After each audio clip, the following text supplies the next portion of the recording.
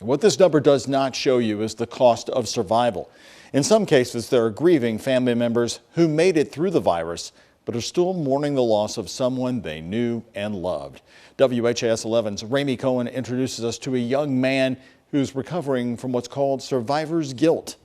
I grabbed my dad's hand. He was already getting cold. And I just remember saying, I'm sorry, because he told me, wear your mask, let's try not get COVID. And I remember just, looking at him crying really, really hard. Survivor's guilt, defined as a traumatic experience that makes someone feel undeserving of survival. ICU registered nurse Trip Barget noticed a lot of families suffering from it.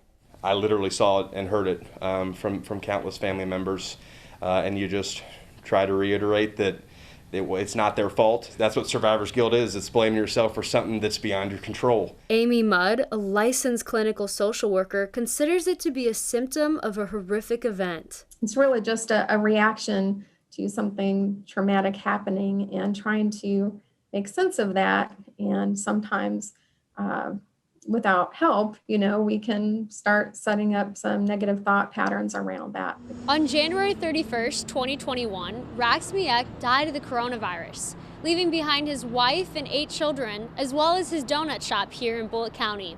One of those children is Sky. Sky was hospitalized alongside his father and uncle, but was the only one to survive. When it was time for the funeral, I remember just sitting there. And I felt like, why are we going through 2 big losses?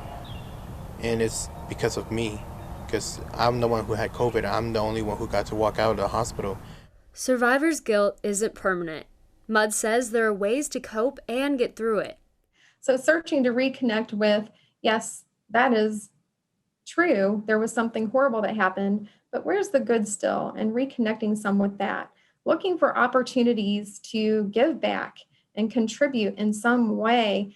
The good news is that we have lots of options and that will work. So, people can find, if they can find a therapist that they feel like they connect with, that they can trust, and they try out the techniques and they figure out which one's right for them, then there's a lot of hope.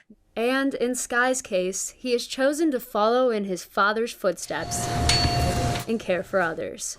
I just became so busy with this donut shop. So actually, this donut shop is kind of helping me grieve because my dad was a workaholic. I feel like, okay, since I'm working hard with this donut shop, my dad will be proud of me.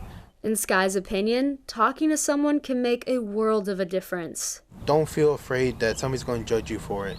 Because I felt like that as soon as I got out of the hospital. I felt like, okay, I'm not going to talk about it.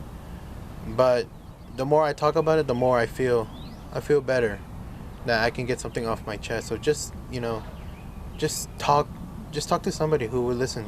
For WHAS 11 News, I'm Ramy Cohen.